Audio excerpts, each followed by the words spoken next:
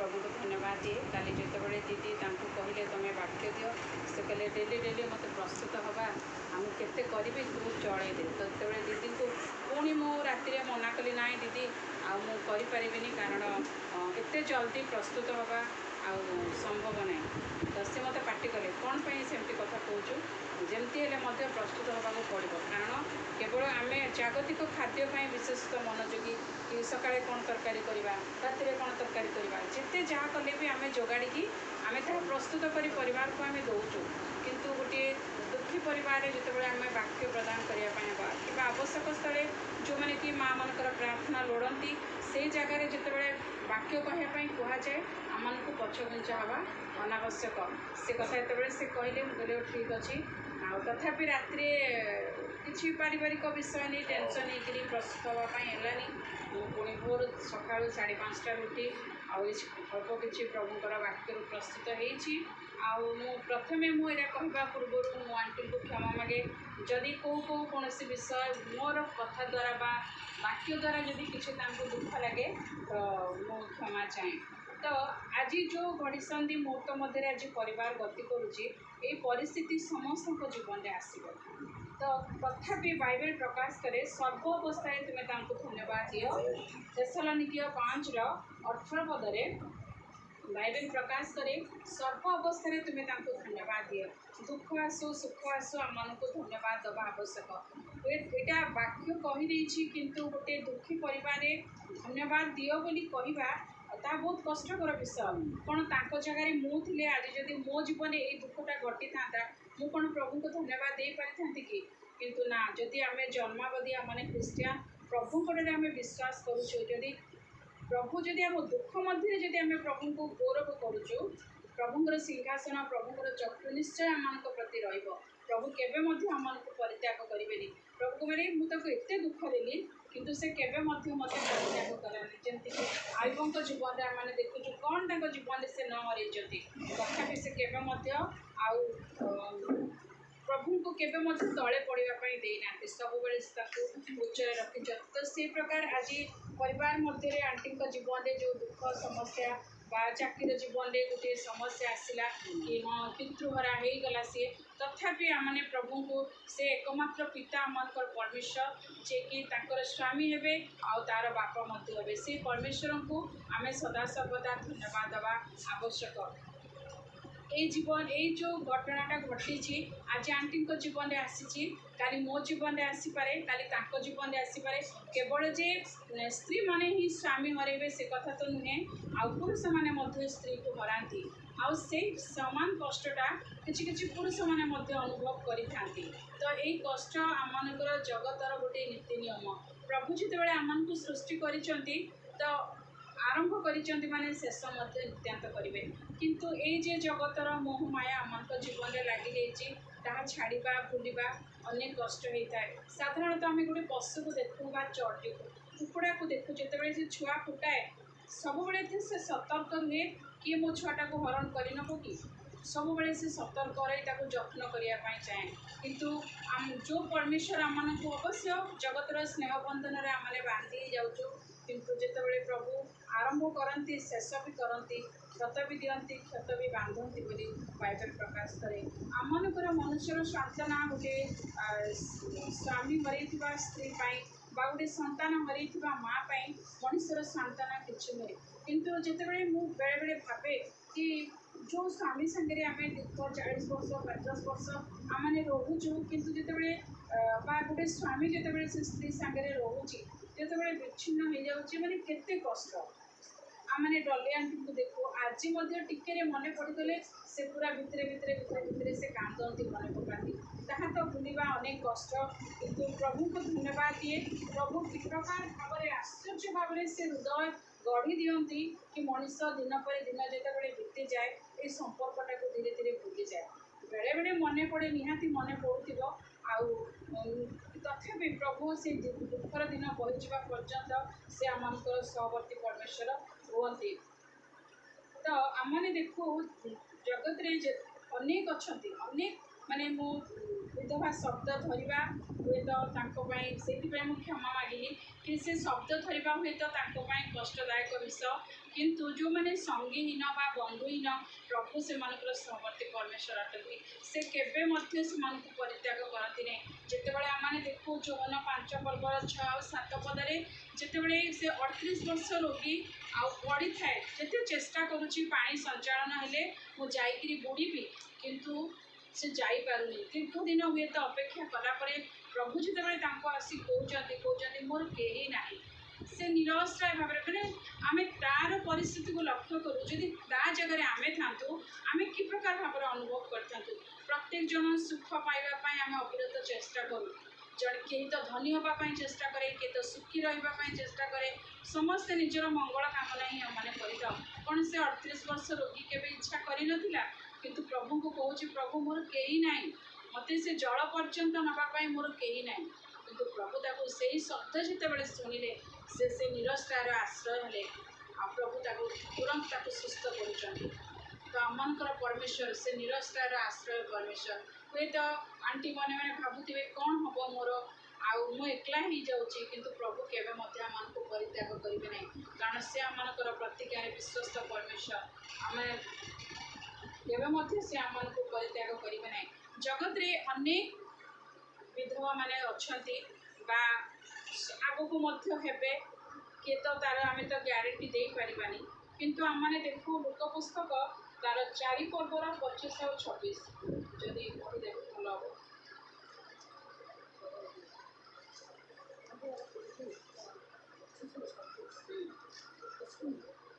मैं तुमसे सच कहता हूँ कि एलिया के दिनों में जब 3.5 वर्ष तक आकाश बंद रहा, यहाँ तक कि सारे देश में बड़ा अकाल पड़ा, तो इज़राइल में बहुत सी विधवाएं थीं, पर एलिया उनमें से किसी के पास नहीं भेजा गया,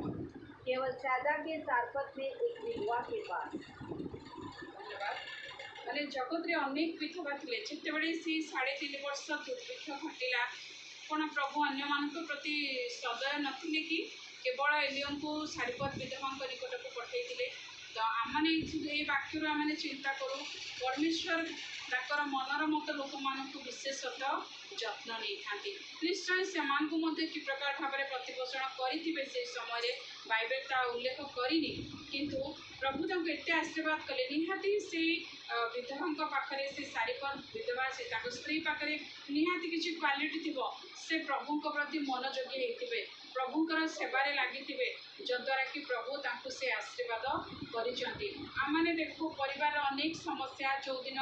ଅଙ୍କଲଙ୍କର ଲାଷ୍ଟ ସେଇଠି ଥାଏ, ଆଈ ମୋତେ କହୁଥାନ୍ତି ଆଉ ମୋ ଝିଅ ବହୁତ କଷ୍ଟରେ ତା'ର ଜୀବନକୁ ସେ କଷ୍ଟ କରିଛି, ବହୁତ କଷ୍ଟରେ ମା' ତା ସଂସାର ଗଢ଼ିଛି, କିନ୍ତୁ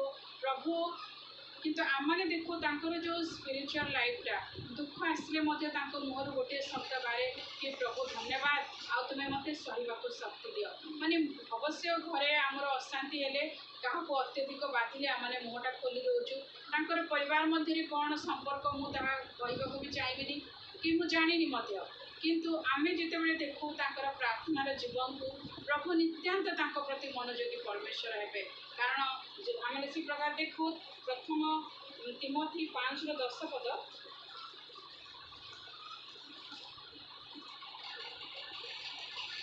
ଆଉ ଯେ ଏକ ସ୍ୱାମୀର ସ୍ତ୍ରୀ ଓ ସତ୍କର୍ମ ହେତୁ ସୁଖ୍ୟାତି ପ୍ରାପ୍ତ, ଅର୍ଥାତ୍ ସେ ଯଦି ସନ୍ତାନମାନଙ୍କୁ ପ୍ରତିପାଳନ ଓ ଆତିଥ୍ୟ ସତ୍କାର, ସାଧୁମାନଙ୍କର ପାଦ ପ୍ରକ୍ଷାଳନ, ଦୁଃଖୀର ଦୁଃଖମୋଚନ କରିଥାଏ, ପୁଣି ସମସ୍ତ ସତ୍କର୍ମରେ ଉଦ୍ଯୋଗୀ ହୋଇଥାଏ, ତେବେ ତାହାର ନାମ ବିଧବା ତାଲିକାରେ ଲେଖାଯାଉ। ଜଗତ ଆଜି ମାନେ ଯେଉଁମାନେ ସ୍ୱାମୀ ହରା ବା ବନ୍ଧୁହୀନ, ସେମାନଙ୍କୁ ଜଗତ ଆଜି କ'ଣ କରେ, ନିଜ ଦୃଷ୍ଟିରେ ଦେଖେ କି କୁଆଡ଼େ ବାହାରକୁ ଯିବା ପୂର୍ବରୁ ଆମେ ତାଙ୍କ ମୁଖ ଦେଖିବାନି, ଅଶୁଭ ହେଇଯିବ। ଏଇ ଯେଉଁ ପ୍ରଥାଟା ଚାଲିଛି, ସେ ମାଆ ମାନେ ମଧ୍ୟ ସେଇଟା କରନ୍ତି, କିନ୍ତୁ ପରମେଶ୍ୱର ସେ ପ୍ରକାର ନୁହନ୍ତି। କହୁଛନ୍ତି ଯଦି ସେ ମାନେ ତାଙ୍କ ଏଇ ଷ୍ଟେଜ୍ର ଲୋକମାନଙ୍କର ଉଚ୍ଚତା କେତେ ପ୍ରଭୁଙ୍କ ଦୃଷ୍ଟିରେ, ଯଦି ସେ ଅନ୍ୟର ପାଦ ପ୍ରକ୍ଷାଳନ କରିଥିବ ବା ପ୍ରଭୁଙ୍କ ଦାସମାନଙ୍କର ସେବା କରିଥିବ, ତାଙ୍କ ନାମ ସେ ନ ହେଇଥିଲେ ମଧ୍ୟ ତୁମେ ତାଙ୍କ ନାମ ବିଧବା ତାଲିକାରେ ରଖ। ମାନେ ଆମେ ଚିନ୍ତା କରୁ କି ସେ ଷ୍ଟେଜ୍ଟା କେତେ ପରମେଶ୍ୱରଙ୍କ ଦୃଷ୍ଟିରେ ଉନ୍ନତ। ତ ଆମେ ତାହା ଚିନ୍ତା କରିବା। आमे ताहा करिबा पई आमने हुए तो जगतर स्वामी को आमे हरे बसी थाउ किंतु सब बड़े अंतर मध्य प्रभु को ग्रहण करिकी से प्रभु को से आशीर्वाद पाइबा पई आमने चिंता करिबा मु तो बाइबल धरिनी किंतु से जो लिखा है से अन्य को सेवा करिबो अन्यर प्रतिपालन करिबो जदि आतिथ्य सत्कार करूची तो तुमे तांको नाम विधवा तालिका रे लेख माने केते उच्चरे प्रभु रखुचंती पदवी को आमे जगत दृष्टि आम निजक माने असहाय मन किंतु तिमोथी प्रकाश करती पवित्र आत्मा द्वारा जहाँ लिखती कि तुम्हें जो मैंने ये प्रकार सेवा कार्य करती तुम्हें विधवा तालिका रख माने आम देखू से स्थान केते उच्चतर से हो कि न हो कि तुम्हें तालिका नाम लेख जो आशीर्वाद कि प्रभु से देवे जो मैंने सेवा करुँच भी पाइबे आजे जो मैंने से बंधुहीन जीवन काटती से प्रभु से जीवन से आशीर्वाद देवे बोली आम देखू से दुखी लोग से बंधुहीन से प्रतिपालनकारी परमेश्वर आम प्रथम राजा बड़ी 17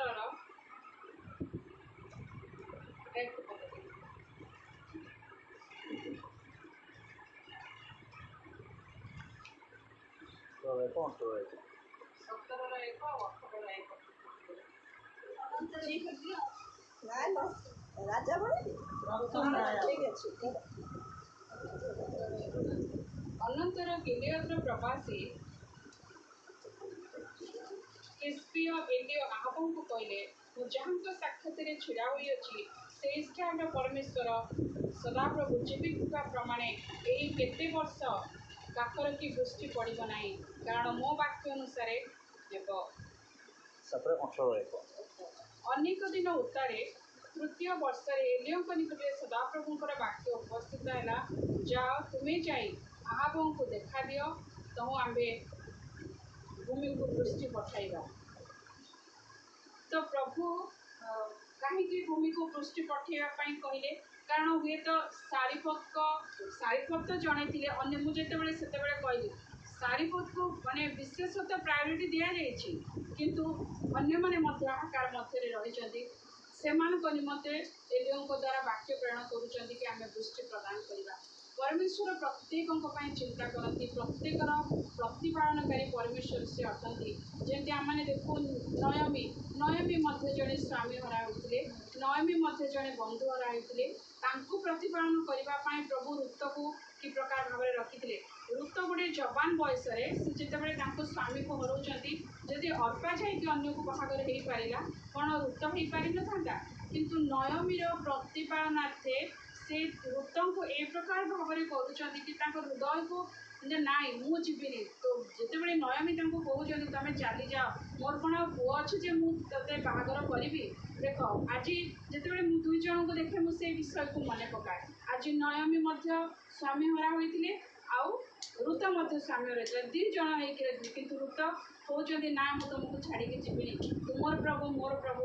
तुम्हें जहाँ को पूजा कर तुम्हें जहाँ को डाक मुझे डाकबी बोली किंतु ऋतों द्वारा नयमी को पालन करने बोली प्रभु ऋतों मन में एक प्रकार परिवर्तन देते ऋतों जवान बयस से चाहिए हुए तो अन्य स्वामी को बाहागर हो पारि था जमी अर्पा पदे कथार घर छाड़ी चलीगले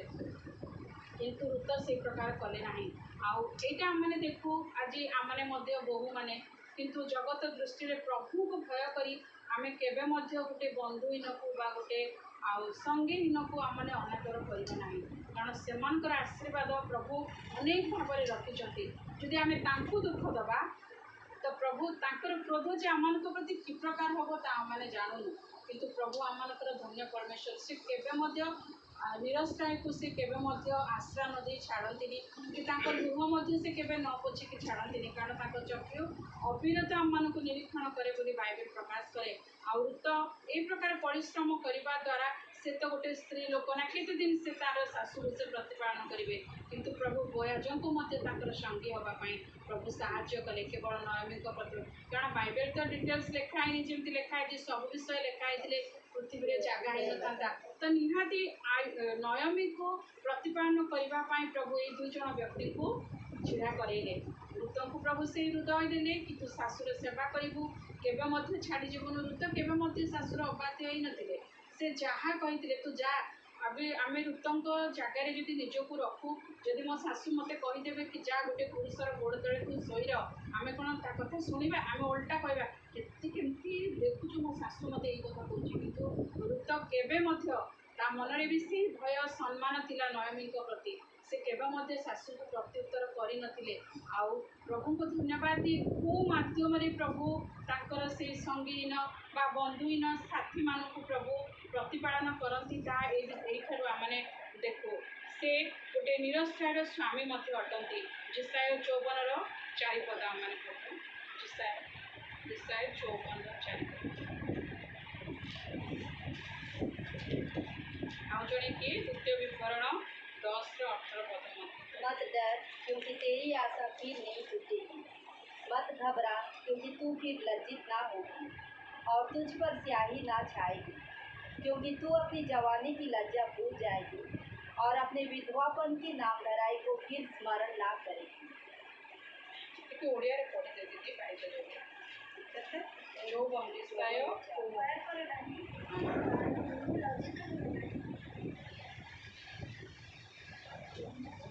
ଲାଇଟ୍ ଆସିଲେ देख 54 चारिटी भय कर नहीं कारण तुम्हें लज्जित हेब नहीं किए बा विषण्ड मना हुआ नहीं कारण तुम्भकु लज्जित कर नहीं तुम्हें अपना यौवन काल इच्छा पाशरी जीव और तुम्हें अपना विधवावस्थार दुर्नाम आउ स्मरण करिब नहीं 5 पद पढ़ कारण तुम्हार निर्माणकर्ता तुम्हार स्वामी अटंती सैन्याधिपति सदाप्रभु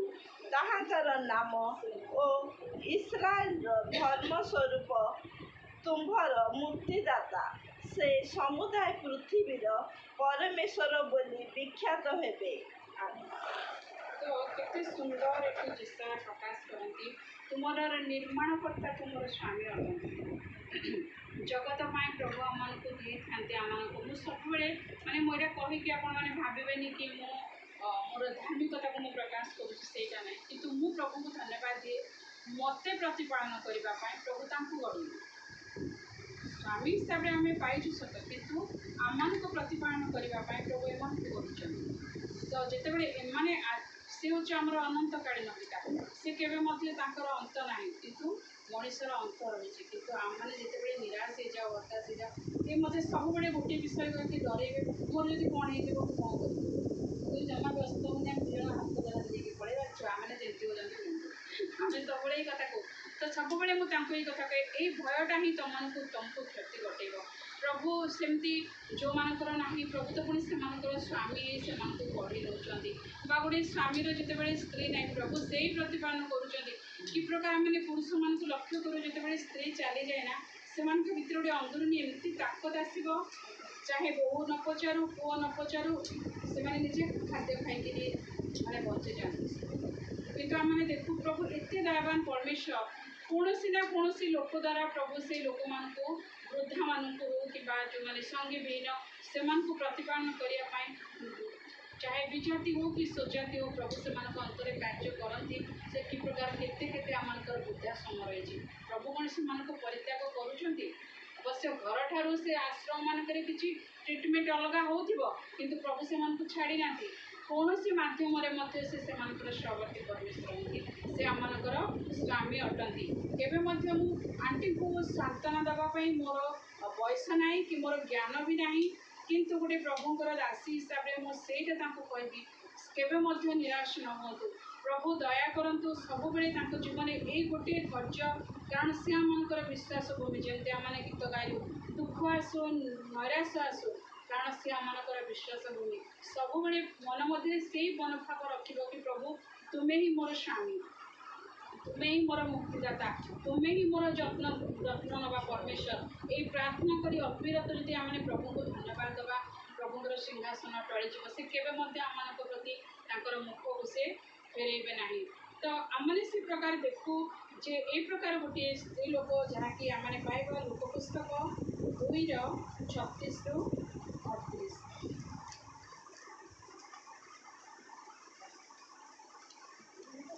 2:36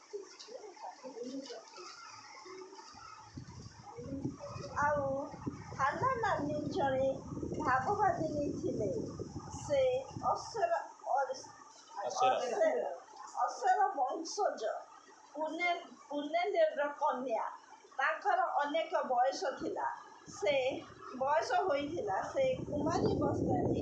ପରେ 7 ବର୍ଷ ସ୍ୱାମୀ ସହିତ ବାସ କରିଥିଲେ ଓ 84 ବର୍ଷ ପର୍ଯ୍ୟନ୍ତ ବିଧବା ହୋଇ ରହିଥିଲେ। ଧନ୍ୟବାଦ ଦିଦି। ଅଶେର ବଂଶ ମାନେ ଯାକୁବଙ୍କର ପୁଅମାନଙ୍କ ମଧ୍ୟରୁ ଗୋଟିଏ ପୁଅ ସେ। ସେଇ ବଂଶଜର ସ୍ତ୍ରୀ ହାନ୍ନା ନାମୀ ଜଣେ ସ୍ତ୍ରୀ ଲୋକ ଥିଲେ, ଯିଏକି ଯେପରି ଲେଖା ହେଇଛି ସେ ବାଳିକା ହେଲା ପରେ ସେ ବାହାଘର ହେଇଥିଲେ। ତ ସାଧାରଣତଃ ଆମମାନେ ଦେଖୁ 13 ବର୍ଷରେ ଆମମାନଙ୍କର ଝିଅମାନେ ବଡ଼ ହୁଅନ୍ତି ନା। ତ ହୁଏତ ସେଇ ସମୟରେ ଯେହେତୁ ଥିଲା, ଯଦି ବି ତାଙ୍କ ମା ବାପା ତାଙ୍କୁ 13 ବର୍ଷରେ ବାହାଘର କରିଥିବେ, ତ 7 ବର୍ଷ ସେ ସ୍ୱାମୀ ସାଙ୍ଗରେ ରହିଲେ। ତ କେତେ ବର୍ଷରେ ସେ ବିଧବା ହେଲେ? 20 ବର୍ଷରେ। ଆଉ 84 ବର୍ଷ ପର୍ଯ୍ୟନ୍ତ ସେ ରହିଲେ, ମାନେ 64 ଇୟର୍ସ ସେ ଏକୁଟିଆ ଜୀବନ କାଟିଛନ୍ତି। ତାଙ୍କୁ ଟୋଟାଲ 84 ବର୍ଷ। ଯଦି 13 ବର୍ଷରେ ବି ବାହା ହେଇଥିବେ, ତେବେ 20 ବର୍ଷରେ ସେ ତାଙ୍କ ସ୍ୱାମୀକୁ ହରେଇଛନ୍ତି। ଆଉ 84 ବର୍ଷ ପର୍ଯ୍ୟନ୍ତ ସେ ମାନେ 64 ଇୟର୍ସ ସେ ଏକୁଟିଆ ଜୀବନ କାଟିଛନ୍ତି। କିନ୍ତୁ ବାଇବେଲ ପ୍ରକାଶ କରେ ସେ କେବେ ମଧ୍ୟ ନିରାଶ ନଥିଲେ। ସବୁ ସମୟରେ କ'ଣ କରୁଥିଲେ? ଉପାସନା ପ୍ରାର୍ଥନା କରିକି ତାଙ୍କର ଛୋଟ ଛୋଟ ଅକ୍ଷରରେ ସେ ମନ୍ଦିର ପରିତ୍ୟାଗ କରି ଉପବାସ ପ୍ରାର୍ଥନା ମନ୍ଦିରକୁ ଯିବା ତାଙ୍କର ସେଟା ନୀତିଦିନ ଟଙ୍କା। ଲେଖା ହେଇଛି ହାନ୍ନା ନାମୀ ଜଣେ ଭାବବାଦିନୀ। ଭାବବାଦୀ ମାନେ କ'ଣ କରନ୍ତି? ଆଗକୁ ଥିବା ବିଷୟକୁ ପ୍ରକାଶ କରନ୍ତି। କିନ୍ତୁ ପ୍ରଭୁ ଏଠି ତାଙ୍କୁ ଜଣେଇ ନଥିଲେ କି ଏହି ସମୟରେ ତୁ ସ୍ୱାମୀକୁ ନେଇଯିବେ। କିନ୍ତୁ ଯଦି ସେ ଏତେ ବଡ଼ ଭାବବାଦିନୀ ହେଇକି ମଧ୍ୟ ପ୍ରଭୁ ତାଙ୍କୁ ପ୍ରକାଶ କରିନଥିଲେ, ତ ଆମେ କିଏ? ତ ଆମମାନଙ୍କ ଜୀବନରେ ଏଇ ଘଟଣା ଗୁଡ଼ିକ ନୀତିଦିନ ଆମେ ଯେତେବେଳେ ଭାବିନଥିବା, ଚିନ୍ତା କରିନଥିବା, କିଛି କିଛି ବିଷୟ ଶୈତାନ ଦ୍ୱାରା ଆମମାନଙ୍କୁ ଆଘାତ ଆସେ। କିଛି କିଛି ବିଷୟ ପ୍ରଭୁ ଆମମାନଙ୍କୁ ପ୍ରେମ କରୁଥିବା ସକାଶୁ, କିଛି କିଛି ଭୁଲ ରହିଯାଉଥିବା ସକାଶୁ ପ୍ରଭୁ ଆମମାନଙ୍କୁ ଶାସନ କରିବା ପାଇଁ କିଛି କିଛି ବିଷୟ ଦିଅନ୍ତି। କିନ୍ତୁ ହାନ୍ନା ନାମୀ ସେଇ ସ୍ତ୍ରୀଙ୍କୁ ଯେତେବେଳେ ଆଜି ମୁଁ ସକାଳୁ ପଢ଼ୁଥିଲି, ମାନେ କେତେ ଧୈର୍ଯ୍ୟ। 64 ବର୍ଷ କାଳ ସେ ଏକୁଟିଆ। ଏବେ ଆମମାନଙ୍କର ରେସନ କାର୍ଡ଼ ଷ୍ଟାର୍ଟ ହେଇଛି, ବା ଏବେ ଆମମାନଙ୍କର ସବୁ ଏ ଭତ୍ତା ଦିଅ, ସେ ଭତ୍ତା ଦିଅ। ସେଇ ଜମାନାରେ ଯେଉଁ ସାମ୍ରାଜ୍ୟ ଚାଲିଥିଲା, ସେମାନଙ୍କ ପ୍ରତି କ'ଣ କଠୋରତା ଥିଲା, କି ପ୍ରକାର ବ୍ୟବହାର କରୁଥିଲେ, ସେଇଟା ଆମେ ଜାଣୁନୁ। କିନ୍ତୁ ଲେଖାଯାଏ ସେ କେବେ ମଧ୍ୟ ବିସ୍ତୀର୍ଣ୍ଣ ମନା ସେ ହେଉନଥିଲେ। ଉପବାସ କରି ପ୍ରାର୍ଥନା ଉପାସନାରେ ଜୀବନ କାଟୁଥିଲେ। ତ ମୁଁ ଆଣ୍ଟିଙ୍କୁ ସେତିକି କଥା କହିବା ପାଇଁ ଚାହେଁ, ଯଦିଓ ପ୍ରଭୁ ସେଇ ଶୂନ୍ୟ କରିଛନ୍ତି ତାଙ୍କ ପାଖକୁ, କିନ୍ତୁ କେବେ ମଧ୍ୟ ନିରାଶ ନ ହୋଇକି ସବୁବେଳେ ଗିର୍ଜା ପ୍ରାର୍ଥନା ପ୍ରତି। ମୁଁ ସେଇଦିନ ହିଁ କହିଲି, ଏଇଠି ଅଙ୍କଲ ଶୋଇଥାନ୍ତି, ମୁଁ କହିଲି ଆଣ୍ଟି ତମେ କେବେ ମଧ୍ୟ ନିରାଶ ହେବନି। ଆଉ ପ୍ରଭୁ ଯଦି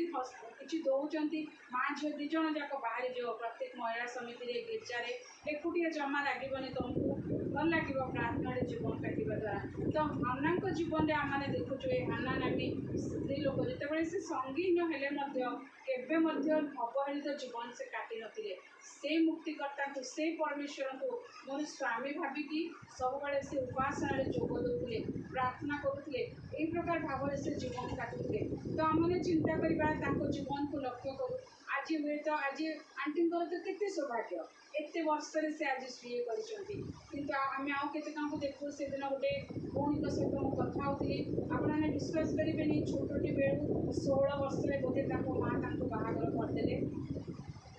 18 ବର୍ଷ ବୟସରେ ତାଙ୍କ ସ୍ୱାମୀ ଯେତେବେଳେ ସେ ମାନେ ସିକ୍ଲିନ୍ ପେସେଣ୍ଟ, ତ ତାଙ୍କ ସ୍ତ୍ରୀ ଆଉ ସେ କ'ଣ କଲେ, ଆଉ ସନ୍ତାନ କରିପାରିଲେନି। ଡକ୍ଟର କହିଲେ ମାଆଙ୍କୁ ବଞ୍ଚା, ନାଇଁ ତ ଝିଅକୁ ବଞ୍ଚା। ସ୍ୱାମୀ କହିଦେଲେ କି ନାଇଁ ମୋତେ ମୋ ସ୍ତ୍ରୀ ଦରକାର ତ କହିଦେଲେ। ତାପରେ ସେ କ'ଣ କଲେ, କିଛି ଦିନ ପରେ ଆଉ ଗୋଟେ ସ୍ତ୍ରୀ ନେଇକି ଆସିଗଲେ। ତ ଏଇ ପ୍ରକାର ଭାବରେ ତାଙ୍କ ସ୍ୱାମୀ କିଛି ଭୁଲ କାର୍ଯ୍ୟ କରିବା ସକାଶୁ ଅନ୍ୟମାନଙ୍କ ଦ୍ୱାରା ସିଏ ତାଙ୍କୁ ମାରିଦେଲେ ଲୋକମାନେ। ତ 20 ବର୍ଷ ବୟସରେ ସିଏ ବାହାରିଲେ। ଆଜି ବିଶ୍ୱାସ କରିବେନି, ତାଙ୍କ ଜୀବନ ସବୁବେଳେ ଯେତେବେଳେ ତାଙ୍କ ସହ କଥା ହୁଏ, ଆଜି ବାପା ନାହାନ୍ତି କିମ୍ବା ସ୍ୱାମୀ ନାହିଁ, ଛୁଆମାନେ ନାହାନ୍ତି, ବୁଢ଼ୀ ମାଆଟିଏ, ତାଙ୍କୁ ଆସିକି ହେଲାଣି ପାଖାପାଖି 86-87 ବର୍ଷ। କେହି ନାହିଁ। ଭାଇଟା ସବୁବେଳେ କ'ଣ କରେ, ସ୍ତ୍ରୀର କଥା ନେଇକି ମାଆଙ୍କୁ ବି ମାରିବାକୁ ଆସେ, ସେ ଭଉଣୀକୁ ବି ମାରିବାକୁ ଆସେ। ମୋତେ କହିଲା କ'ଣ କହିବି, ଏତେ ଭାଷା, ଏତେ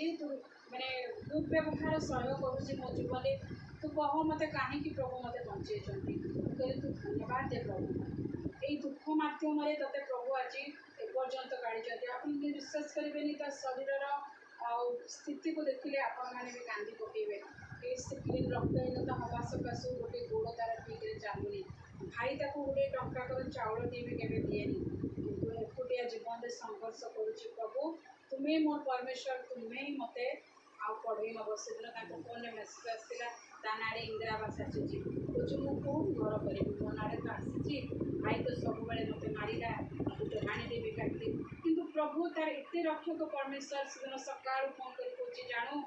मो घरे ना खावा नाला किंतु गोटे आदिवासी लोक वाड़ू के जाने एते परिवार चाउल आड़ू आणिकी मत मुझे चिन्हनी कि जानी आसे मते मत देले कहले कोरोना समय ना से सारीपथ पर मो जीवन काटिल बोले मत जानले कहली बुझिलु तो प्रभु केवे ते परित्याग करना तू हे तो छोटी बेलू दुख पाइचु किंतु प्रभु ते परित्याग करना जीवन रू मो जीवन अनेक शिक्षा मो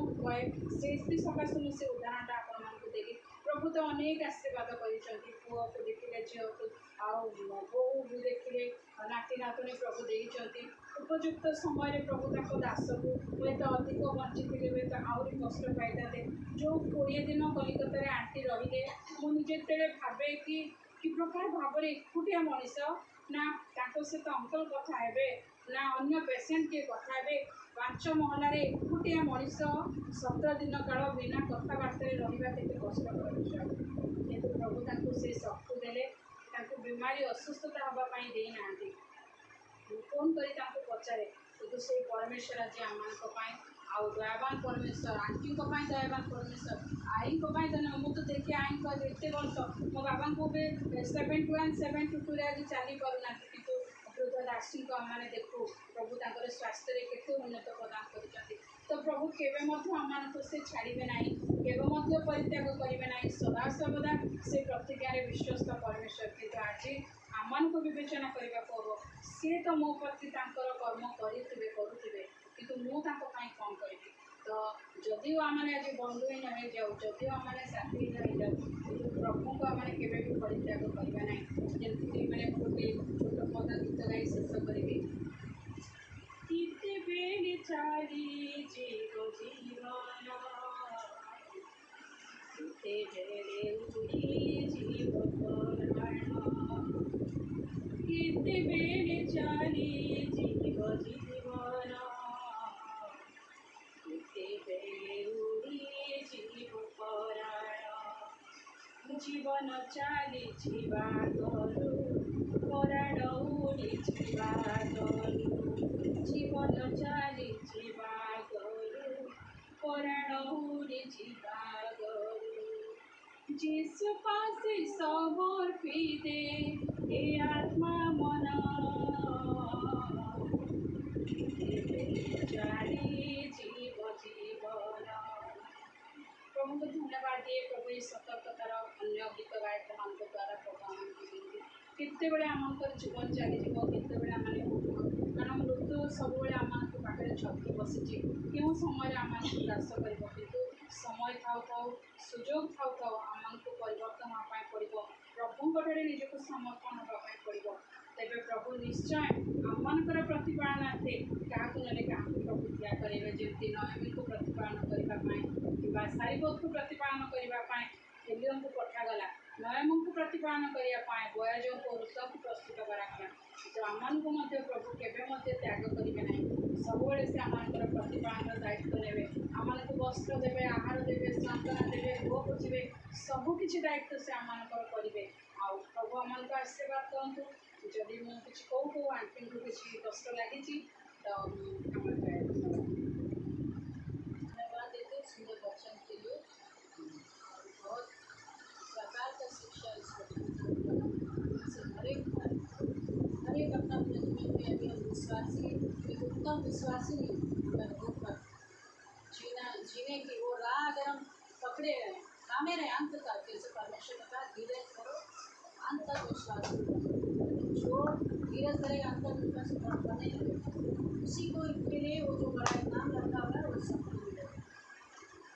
कभी नहीं मुरझाने वाला जो रूप है और तब तक का हम आपको उनमें लगे रहना, विश्वास के साथ उनमें लगे रहना। और इस तरह हम लगे रहेंगे। ये जो तरह तरह के जो माताओं के विषय में जो हमने आज सुना है, जितना तरह रूप गाँव में जितना तरह हम जो एग्जाम्पल, इनके जीवन से ही हम प्रेरित होकर के आगे बढ़ सकेंगे। थैंक यू, बहुत धन्यवाद देती हूँ। सुंदर वचन, बहुत ही प्रोत्साहित करने वाला वचन, धन्यवाद देती हूँ सबकी मौसी की। अब इसी तरह धीरज रख करके मैं जब भी फ़ोन करती थी, हाँ माँ तू तो जानी छू, किंतु ମୁଁ विश्वास कर मोर विश्वास रही छू, मोर बस यही विश्वास में हमको भी अंत तक आगे भी जितना दिन परमेश्वर ने मुझे दिया स्थिर रहे, और अभी तो उनके सेवा में और भी बढ़े।